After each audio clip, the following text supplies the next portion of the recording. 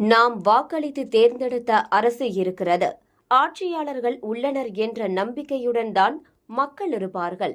ஆனால் மக்களால் தேர்ந்தெடுக்கப்பட்ட அரசு ஆபத்தான சூழலிலும் மக்களை கைவிடும்போது மக்கள் படும் வேதனைகளை வார்த்தைகளால் விவரிக்க முடியாது என விஜய் வெளியிட்டுள்ள அறிக்கைதான் இன்று அரசியல் களத்தில் பேசு பொருளாகியிருக்கிறது.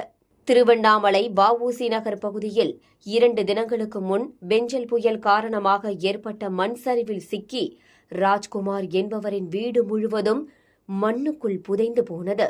இந்த விபத்தில் 5 குழந்தைகள், 2 பெரியவர்கள் உட்பட 7 பேர் சிக்கி பரிதாபமாக உயிரிழந்தனர். இந்த சம்பவம் திருவண்ணாமலை மட்டுமின்றி ஒட்டுமொத்த தமிழகத்தையும் உலுக்கியது. இதுகுறித்து தமிழக வெற்றிக் கழக தலைவர் விஜய் வெளியிட்டுள்ள அறிக்கை அரசியல் களத்தில் பரபரப்பை ஏற்படுத்தியுள்ளது. அதில் புயல் எப்போதும் பெரும் பாதிப்பையும் மக்களுக்கு உண்டாக்கும் ஓர் இயற்கை சீற்றம். அதில் இருவேறு கருத்துக்கு இடமே இல்லை. எவ்வளவு பெரிய புயல், இயற்கை பேரிடர் வந்தாலும் நம்மை காக்க நாம் வாக்களித்து தேர்ந்தெடுத்த அரசு இருக்கிறது, ஆட்சியாளர்கள் உள்ளனர் என்ற நம்பிக்கையில்தான் மக்கள் இருப்பார்கள். ஆனால் மக்களால் தேர்ந்தெடுக்கப்பட்ட அரசோ ஆட்சி பீடமோ ஆபத்தான ஒவ்வொரு சூழலிலும் மக்களை கைவிடும் என்பதை அனுபவித்து உணரும்போது மக்களின் துயரை வார்த்தைகளால் விவரிக்க இயலாது.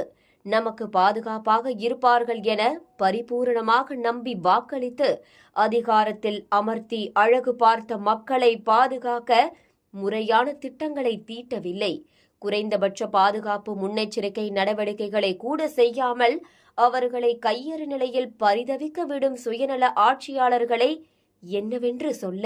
மக்கள் துன்புறும் வேளையில் ஆட்சியாளர்களை குறிவைத்து குறை கூறி மட்டுமே அரசியல் செய்யும் கலாச்சாரத்தை நாம் பின்பற்றப் போவதில்லை என்ற தீர்க்கமான முடிவை எடுத்திருக்கிறோம்.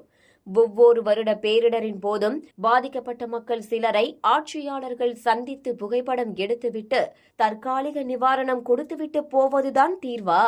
அந்த நேரத்துக்கான தீர்வை தந்துவிட்டதை போன்ற தோற்றத்தை ஏற்படுத்துவதும், மக்கள் துன்பத்தை ஒரு நாளும் சம்பிரதாயம் போல நினைத்து அன்றோடு மறந்து விடுவதும் எந்த வகையில் நியாயம்? மழை வெள்ளம் போன்ற பேரிடர் காலங்களில் மக்களுக்கான அடிப்படை பாதுகாப்பு தேவைகளை நிறைவேற்ற வேண்டிய தார்மீகமான தலையாய கடமை முதலில் ஆட்சியாளர்களுக்கே இருக்கிறது. ஆனால் ஆட்சியாளர்கள் இதை முழுவதுமாக மறந்து விடுகின்றனர்.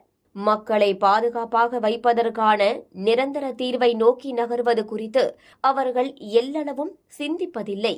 காலநிலை மாற்றம் மற்றும் பேரிடர் பாதுகாப்பு சார்ந்து எந்த ஒரு முன்னெடுப்பையும் எடுப்பதில்லை. வெறும் தற்காலிக கண்துடைப்பு அறிவிப்புகளை செய்வதில் மட்டுமே முனைப்புடன் இருக்கின்றனர். இவ்வாறு செய்வதையே ஆட்சியாளர்கள் வாடிக்கையாக கொண்டிருப்பது உண்மையிலேயே வேதனையை தருகிறது என நேரடியாக திமுகவை தாக்கி விஜய் வெளியிட்டுள்ள அறிக்கை அரசியல் களத்தில் பேசு பொருளாகியுள்ளது. இதற்கிடையில் தாவேகா நிர்வாகிகளுக்கு சில உத்தரவுகளையும் பிறப்பித்துள்ளார். அதில் நம் கழக தோழர்கள் தங்களின் பாதுகாப்பை உறுதி செய்து கொண்ட பிறகே பேரிடர் பணிகள் மற்றும் உதவிகளை செய்ய வேண்டும். பாதிப்பிற்கு உள்ளான அனைத்து மாவட்டங்களிலும் அனைத்து பகுதிகளிலும் வெள்ள நீர் முழுவதுமாக வடியும் வரை பாதிக்கப்பட்ட மக்களின் துயர் துடைக்க வேண்டும். நம் தமிழக வெற்றி கழகத்தின் சார்பில் நாம் அனைவரும் மக்களோடு மக்களாக கரம் கோர்த்து நிவாரண பணிகளில் ஈடுபட வேண்டும் என கூறியுள்ளார்.